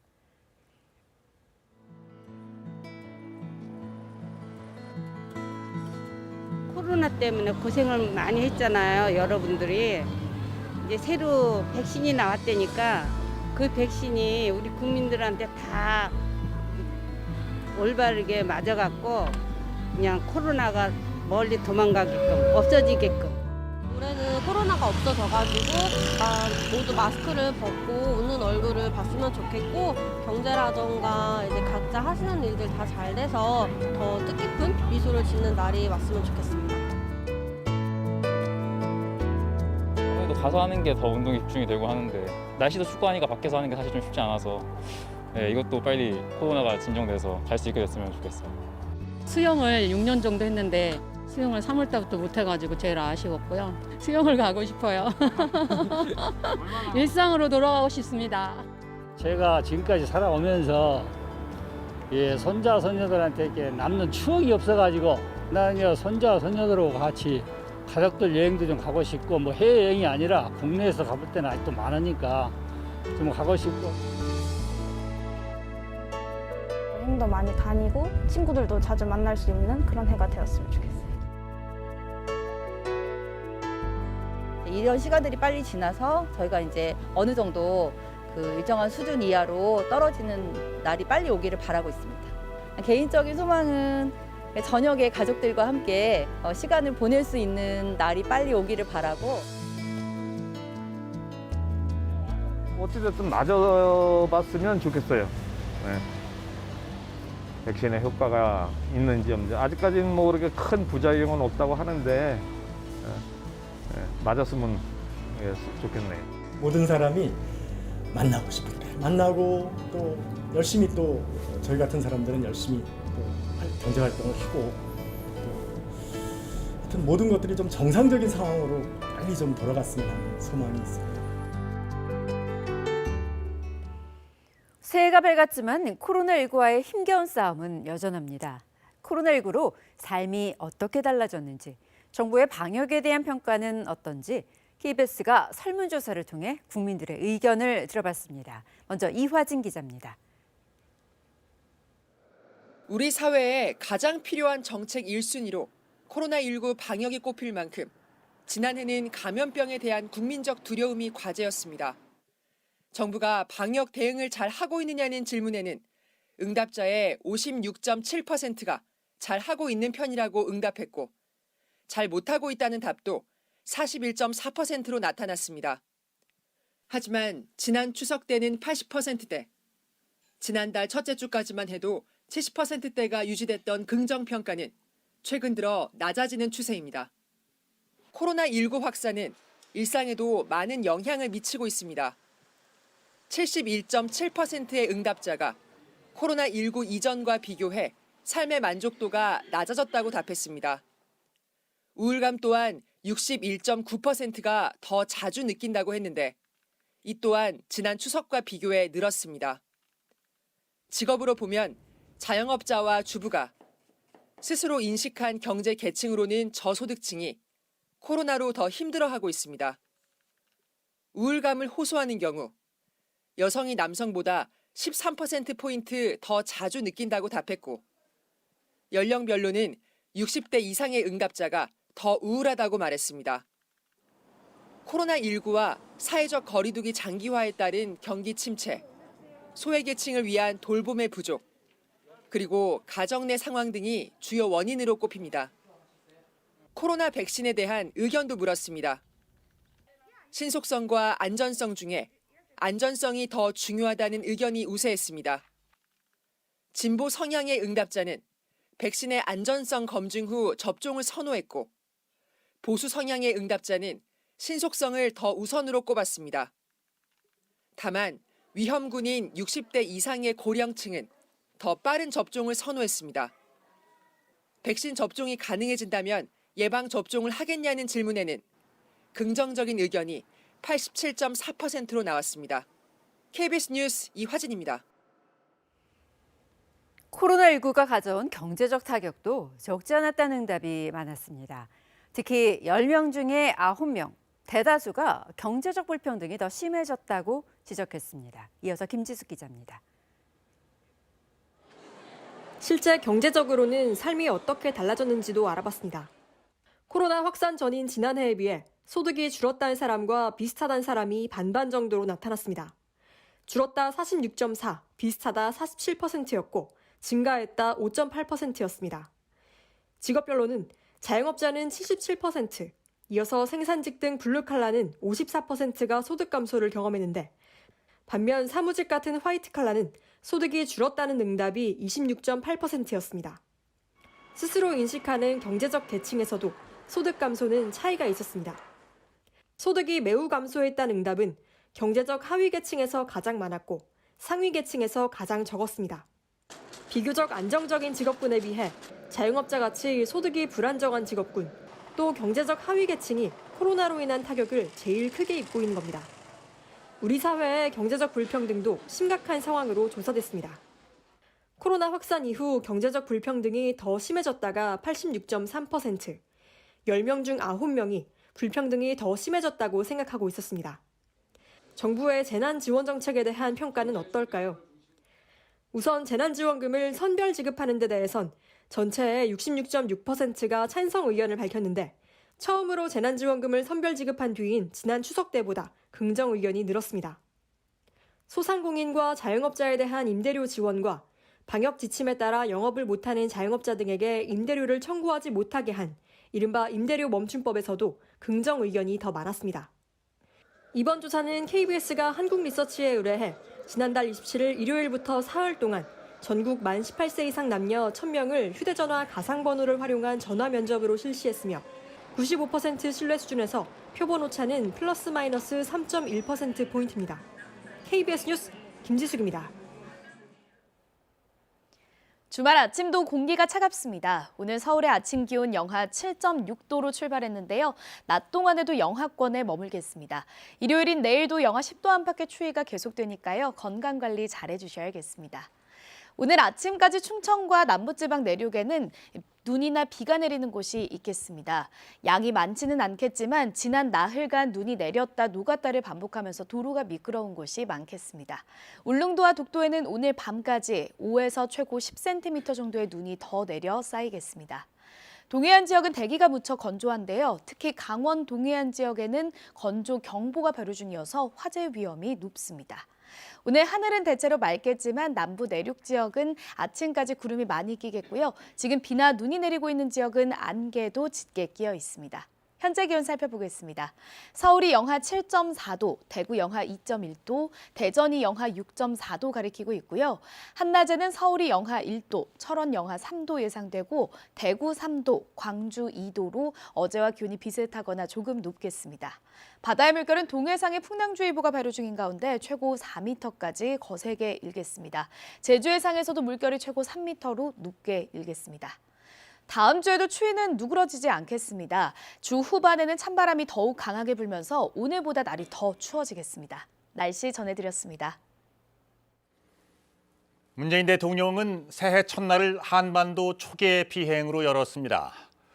국군 통수권자로는 처음으로 공군 지휘 통제기에 탑승을 한 것인데요. 강한 안보 없이는 평화도 없다. 청와대는 이렇게 의미를 부여했습니다. 정창화 기자입니다. 어둠이 가시지 않은 새벽, 공군 지휘통제기 피스아이가 위용을 드러냅니다. 평화를 수호하는 감시자라는 뜻의 피스아이는 우리 공군 핵심 전력. 문 대통령은 국군 통수권자로는 처음으로 탑승했습니다. 안전한 신년 지휘 비행될 수 있도록 최선의 노력을 다하겠습니다. 감사합니다. 이륙 후엔 먼저 서해 최북단 경계태세를 점검했습니다. 서북도서 방어 임무 수행에 수고 많습니다. 특이 동향은 없습니까? 현재 특이 동향은 없습니다. 실성의 해병대 정신으로 반드시 서북도서를 사수하겠습니다. 문 대통령은 2시간 남짓 우리 영토와 영해를 비행하며 육해공 지휘관들과 잇따라 통화했습니다. 완벽한 대비태세 유지에 노고가 많습니다. 여러분의 헌신 덕분에 대한민국이 평화로운 새해를 맞게 되었습니다. 마지막으로 이어진 아랍에미리트 파병 부대장과의 통화에선 각별한 감사의 뜻을 전했습니다. 아크 부대가 하고 있는 외교적인 역할이 매우 큽니다. 새해 복 많이 받으시고 또 아크 부대의 전 장병의 승을 기원합니다.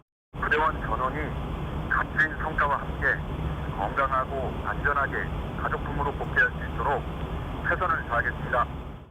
취임 후 문 대통령은 매년 전년도 의인들과 해맞이 산행을 했지만 올해는 코로나19 영향으로 초계 비행을 택했습니다.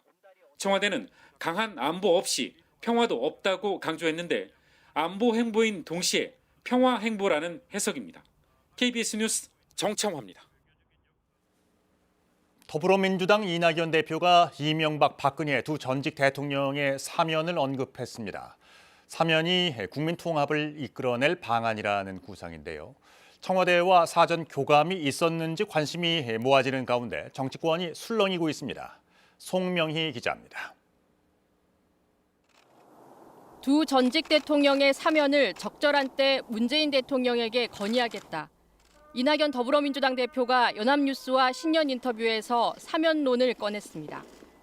그러면서 올해는 문재인 대통령이 일할 수 있는 마지막 해다. 사면이 국민 통합을 위한 열쇠가 될 수 있을 것이라고 덧붙였습니다.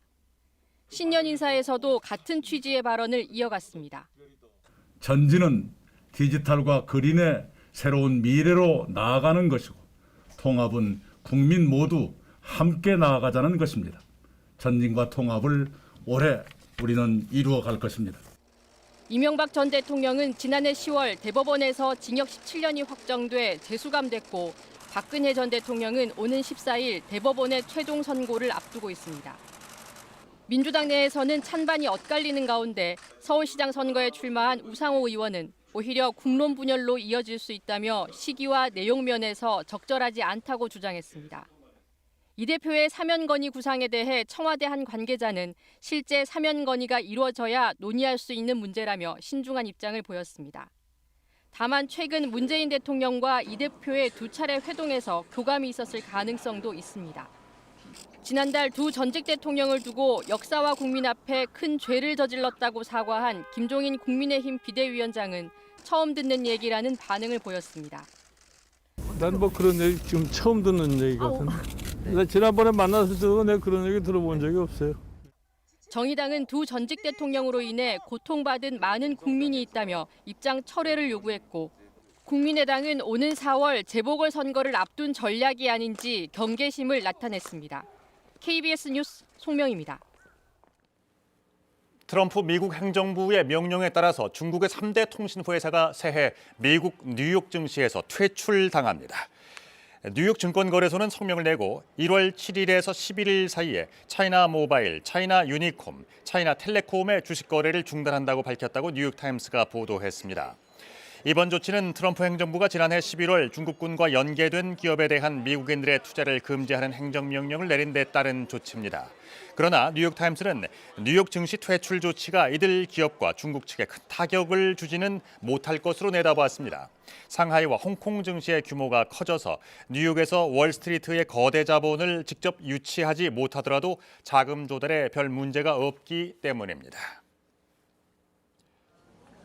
벨기에의 한 요양원에서 지난달 초 산타클로스 복장을 한 자원봉사자가 다녀간 뒤 거주자와 직원들이 대규모로 코로나19에 감염돼 최소 26명이 숨졌습니다.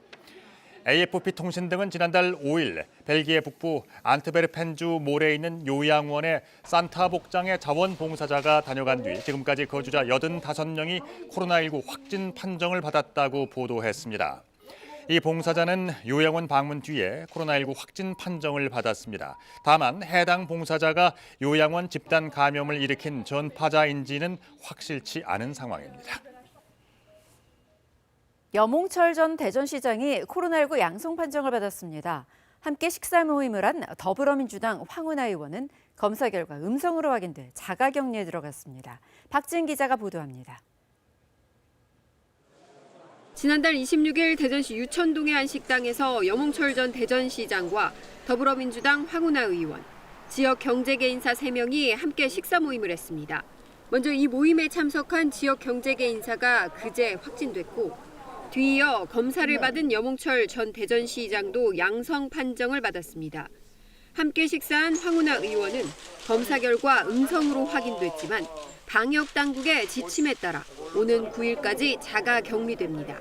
방역당국은 이 식사 모임을 감염 경로로 추정하고 이들의 동선을 확인하고 있습니다. 26일이 감염된 날로 보고 저희가 이제 그 이후로 동선을 조사하고 있는데 아직까지 특이사항은 발견하지 못했어요. 방역당국은 밀폐된 공간에서 대화나 식사를 할 경우 코로나19를 전파하는 비말로 감염이 확산할 수 있다며 사적 모임은 자제해달라고 당부했습니다. KBS 뉴스 박지은입니다. 앞서 전해드린 것처럼 새해를 맞아 시민들은 마스크 없이 살아가던 일상이 회복되기를 바라고 있습니다. 이렇게 되려면 백신 접종이 순조롭게 진행되는 게 가장 중요할 텐데요. 올 2월부터 아스트라제네카를 시작으로 코로나19 백신이 순차적으로 들어옵니다. 김민혁 기자입니다. 가장 먼저 우리나라에 도입되는 백신, 영국의 아스트라제네카일 가능성이 가장 큽니다. 며칠 전 영국 보건당국이 긴급 사용 승인했는데요. 우리 정부는 지난해 11월 비교적 빨리 계약을 체결했고 실제로 다음 달이면 국내로 들어오게 됩니다. 1,000만 명 분량입니다. 2분기로 들어서면 가장 큰 관심은 미국의 모더나입니다. 임상시험에서 94%의 효능을 보였기 때문입니다. 원래 도입하려던 1,000만 명분의 2배인 2천만 명분입니다. 여기에 얀센 백신 600만 명분도 비슷한 시기 도입이 시작될 걸로 전망됩니다. 3분기 가장 늦게 우리나라를 찾는 건 화이자 백신입니다. 임상효과 95%로 영국이 가장 빨리 긴급 사용 승인을 내 90대 여성이 첫 접종을 시작하기도 했죠. 우리도 가을쯤 되면 이 화이자 백신을 맞게 될 수 있습니다. 지금까지 본 백신들은 모두 기업들과의 개별 협상인데요.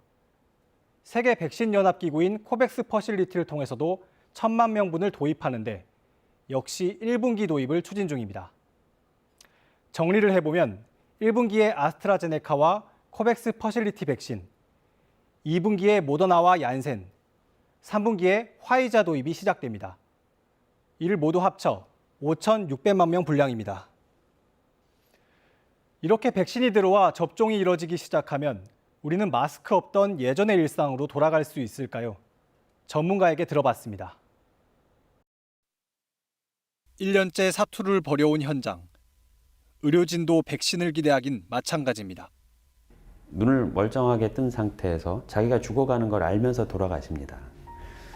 그 돌아가실 때 가족을 못 보는 그 외로움과 슬픔은 굉장히 이루 말할 수가 없습니다. 백신이 만약에 있어서 이분이 예방이 됐다면 이런 비극이 없지 않았을까. 접종에 대한 우려도 있지만 그래서 맞아서 생기는 부작용보다는 안 맞아서 생기는 손해가 더 크다. 그래서 맞는 게 좋겠다라는 게 이제 전문가들의 의견이고요. 고령층과 고위험 집단, 의료진부터 접종을 할 텐데 그럼 나는 언제부터 맞을 수 있을까? 의료진 접종이 다 끝나고 고위험군 접종이 다 끝나는 시점을 따지면 최소한 5월달, 6월달은 돼야 접종을 시작할 수 있지 않을까. 그래도 예상을 해본다면 아마도 가을 정도가 되지 않을까, 가을에서 겨울 정도의 상황이 되지 않을까 생각을 합니다. 백신이 나와도 마스크는 당분간 필수품입니다. 2021년에는 안타깝게도 마스크를 벗어도 됩니다라고 말씀드리기는 어려울 것 같습니다. 그러니까 손 씻기랑 마스크를 쓰는 것, 그러니까 그거 두 개를 하지 않아도 되는 세상이 오지는 않습니다.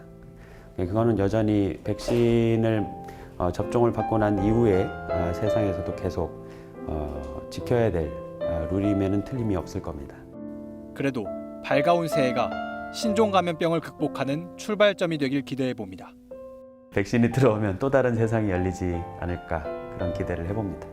익숙함을 그대로 받아들이지 마시고 이것이 극복할 수 있는 때를 좀 기대하면서 그때까지 계속 좀 잘 버텨주셨으면 하는 바람이 있습니다. KBS 뉴스 김민혁입니다.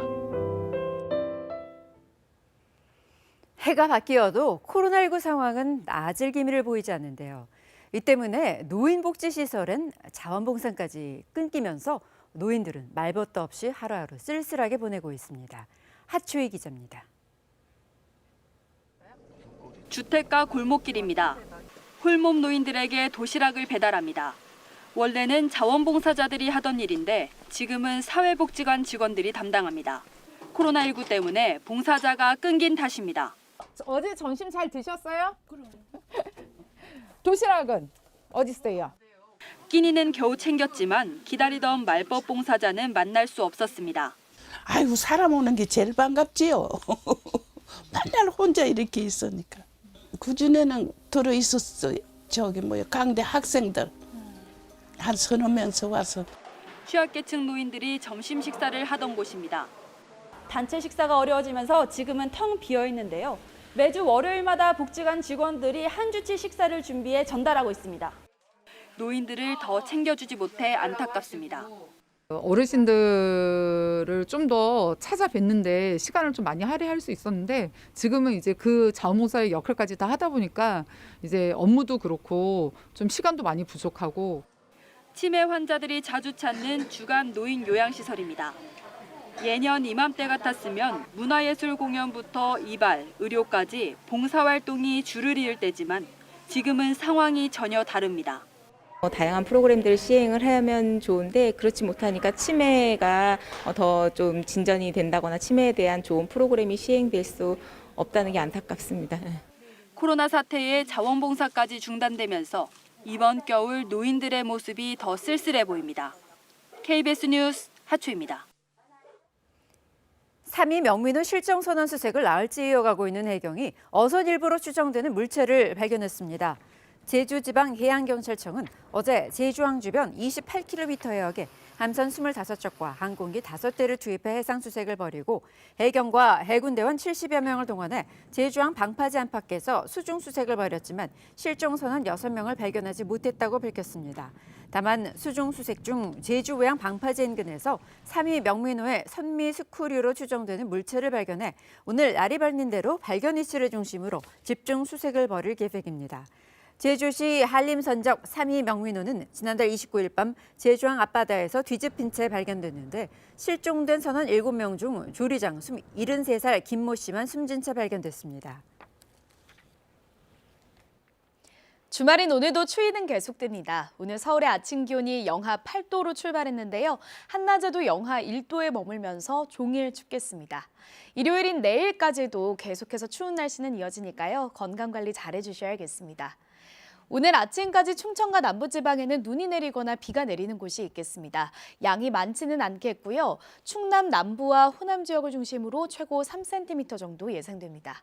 울릉도와 독도에는 오늘 밤까지 5에서 최고 10cm 정도의 눈이 더 내려 쌓이겠습니다.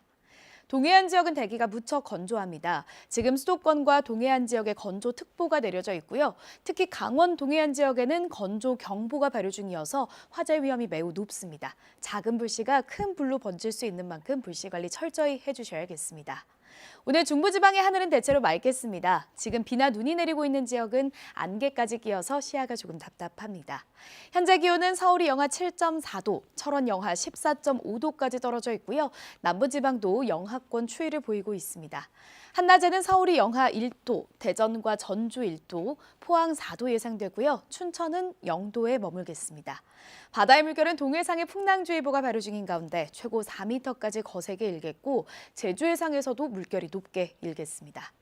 다음 주에도 강추위는 계속되겠습니다. 북쪽에서 한기가 더 밀려오면서 주 후반에는 오늘보다도 날이 더 추워지겠습니다. 날씨 전해드렸습니다. 지난해 우리 경제는 코로나19가 불러온 역성장을 경험했는데요. 올해는 우리 경제 좀 나아질 수 있을지 박예원 기자와 함께 알아보겠습니다. 올해 첫 수출 비행에 나서는 화물기. 조심조심 실리는 건 우리 주력 수출품인 IT 제품들입니다. 80톤의 제품이 중국 상하이로 향합니다. 세계 최초로 A350 기내 개조를 통한 항공기 화물 운송을 실시함으로써 실적 개선을 도모하고 있습니다. 인천항에서도 수출품을 실은 컨테이너들이 차곡차곡 쌓입니다. 이런 분주함이 보여주듯 올해 수출 전망은 나쁘지 않습니다. 코로나19로 세계 교역이 얼어붙었던 지난해 효자 노릇을 했던 반도체를 비롯해 디스플레이와 휴대전화 등도 전망이 밝습니다. 유럽과 미국을 중심으로 백신 보급이 빨리 진행이 되고 있다. 어떻게 보면 이제 두 지역이 세계 경제를 이끄는 중요한 핵심이고, 그리고 중국 경제도 나쁘지 않습니다. 반면 경제의 다른 축인 내수, 즉 소비 전망은 밝지 않습니다. 백신 상용화 그리고 소득과 자산이 모두 늘어난다는 전제하에 정부가 내놓은 올해 소비 증가율도 지난해 하락폭에는 못 미칩니다.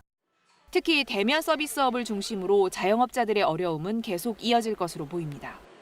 이런 분들의 경제활동은 GDP 성장률 이런 거에 상대적으로 적게 잡히기 때문에 전체적으로 성장률의 숫자보다 한국 경제를 구성하고 있는 조금 저변이 코로나 팬데믹 과정에서 치유하기 힘든 큰 충격을 받았다라고 하는 게 그만큼 고용 회복도 더딜 것으로 예상됩니다. K자형 성장이 우려된다는 전망이 나오는 이유입니다. K자형이라고 좀 충격을 덜 받는 쪽은 오히려 더 좀 상황이 개선되고 기업 실적이나 주가나 이런 것들이 그다음에 대면 업종이나 임시 일용직 이런 부분들은 더 어려워져서 양극화가 더 심해질 수 있다는 뜻입니다. 결국 우리 경제의 아랫목과 윗목의 온도차를 얼마나 줄이느냐, 즉 조세와 재정 정책을 통해 어떻게 불균형을 최소화하느냐가 올해 우리 경제의 체감 온도를 결정할 것으로 보입니다. KBS 뉴스 박예원입니다. 우리의 삶은 코로나 이후 크게 변화했습니다. 우리 사회는 얼마나 변했고 또 무엇을 배웠을까요? 무엇보다 중요한 것은 코로나19로 다시 한번 중요성이 확인된 전염병에 대한 대응 체계와 능력일 겁니다. 그리고 코로나19로 빨라진 산업과 일자리 구조의 변화는 돌아가고 싶어도 돌아갈 수 없게 됐습니다. 임재성 기자입니다. 코로나19 3차 대유행에 K방역도 위협받았습니다. 급증한 위중증 환자들은 부족한 전문 인력과 병상 탓에 통째로 격리됐습니다. 이를 묶어놓고 포기하지 마시고 이분들을 빨리빨리 빼서 치료를 하면 이런 상황은 예견된 것이나 다름없습니다. 2015년 메르스 사태 직후 나온 정부의 용역 보고서. 최소 5개 권역에 감염병 전문 병원이 필요하다는 진단이 나왔지만 3개로 줄어듭니다. 이마저도 아직 단 한 곳도 만들어지지 않았습니다. 유일하게 예산이 배정된 호남권 전문 병원도 3년 뒤에나 완공됩니다. 4-5군데가 국립중앙감염병 전문병원과 함께 있다면 이 중환자는 그쪽에서 집중 치료하면서 사망의 위험도 낮추고 위기 상황에서 버티는 데 큰 도움이 되겠죠. 메르스 직후 앞다퉈 발의됐던 감염병 관련 법안도 이런 조치를 하지 않으면 우리는 메르스에 대해서 아무것도 배운 것이 없게 됩니다. 관련 예산도 메르스가 잊혀지면서 흐지부지 됐습니다. 국회 보건복지위원회에서 예산이 통과되면 나중에 쪽지 소위에서 다 잘려요. 잘린다고. 뭐 맨날 기재부 가서 애걸복걸하고 예산 딸려. 이게 말이 됩니까? 바이오 강국 자부심도 한계를 드러냈습니다. 국내 기업들이 치료제도 개발하고 해외 제약사에 백신을 제조하고 있지만 정작 독자적인 백신 개발은 이제 시작 단계입니다. 팬데믹 상황에서 임상을 빨리 해야 되는데 그런 임상을 갖다가 할 수 있는 체계가 생각보다는 잘 셋업이 안 돼 있다고 할까, 국내에서. 감염병 대응 체계가 다시 과거로 돌아가서는 안 되는 이유입니다. 돌아갈 수 없는 건 또 있습니다. 코로나19를 계기로 더 빨라지고 있는 산업과 일자리의 구조 변화입니다. 포기하신 분들이 훨씬 많은 것 같아요. 거의 제 주위로 보면은 한 70%가 포기하고 30%가 올해 했던 것 같아요. 내년에는 더 안 된다는 전망이 나와서. 청년 실업률은 전체 실업률의 배를 넘습니다. 취업자 수가 9개월 연속 감소하면서 청년 취업문은 더 좁아진 탓입니다. 문제는 코로나19가 사라져도 이런 상황이 나아지긴 어렵다는 데 있습니다. 무인화 그리고 원격이라고 하는 추세를 더더욱 강화시킬 가능성이 높고요. 코로나가 끝난다고 하더라도 4차 산업혁명 트렌드 속에서 이러한 흐름은 반전되기 어려워 보임에 따라서 고용시장의 회복을 낙관하기 어려워 보입니다. 이런 추세는 반도체와 IT를 중심으로 한 이른바 비대면 산업과 기존 산업의 격차가 커지고 있는 것과도 맞닿아 있습니다. 고용 없는 성장의 가속화, 경제와 일자리가 함께 성장하던 시대로 다시 돌아가기는 어렵습니다. KBS 뉴스 임대성입니다. 주말 아침 교통 상황 알아보겠습니다. 한국도로공사입니다. 신축년의 첫 번째 토요일이 밝았습니다. 모두가 행복하고 건강한 한 해가 되면 좋겠는데요. 코로나19의 확산을 막기 위해 연초 특별 방역 대책이 시행되면서 이번 주말 고속도로 상황은 비교적 원활할 것으로 내다보고 있습니다. 한편 방역 대책의 일환으로 동해고속도로 옥계 휴게소에서는 이용객들의 식당 접근을 제한하고 있는데요. 잠시 후인 오전 8시가 지나고 나면 다시 영업이 재개되니까 이 점 잘 참고하시기 바랍니다. 그리고 여전히 충청과 호남 또 남해 지역에서는 도로 살얼음 구간 주의하셔야 됩니다. 이럴 때 감속주행 필히 신경 쓰셔야겠고요. 앞차와의 간격도 여유 있게 두시는 게 좋습니다. 당진 대전간고속도로 일부 구간 그리고 경부고속도로 청주 일대에서는 안개까지 짙게 깔려 있습니다. 주의 운전 잘 이어가시기 바랍니다. 이 밖에 경부고속도로 양재 일대 포함해 전 구간에서 한산한 흐름 이어지고 있습니다. 전자석 안전띠 착용 잊지 마시고요. 고속도로 교통방송이었습니다.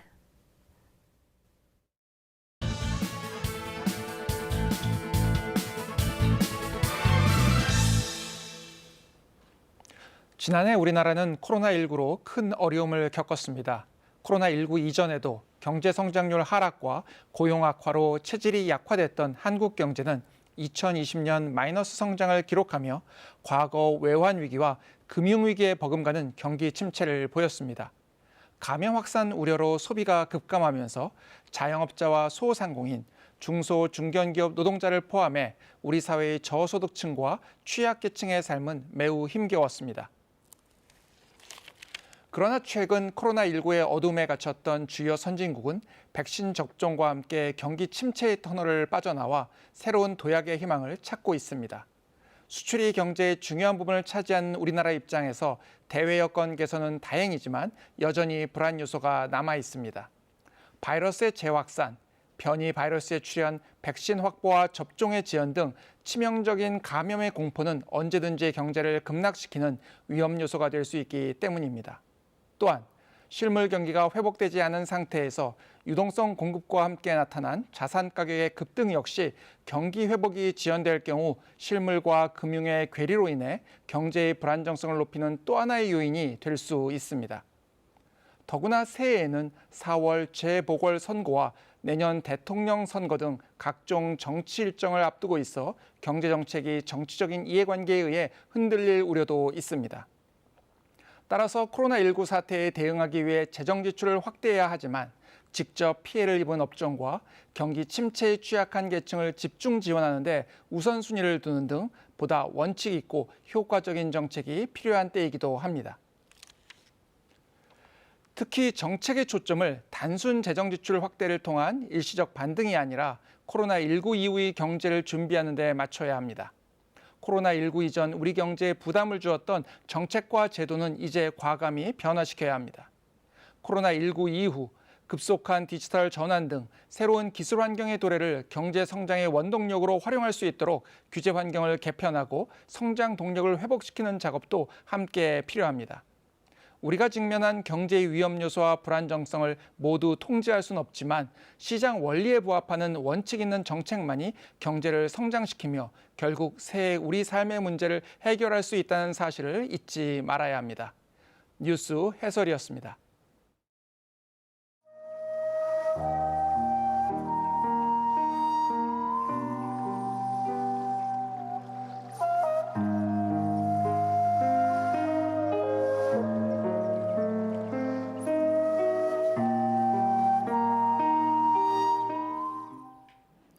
오늘 나가실 때도 따뜻한 옷차림 하셔야겠습니다. 주말에도 강추위가 이어지고 있는데요.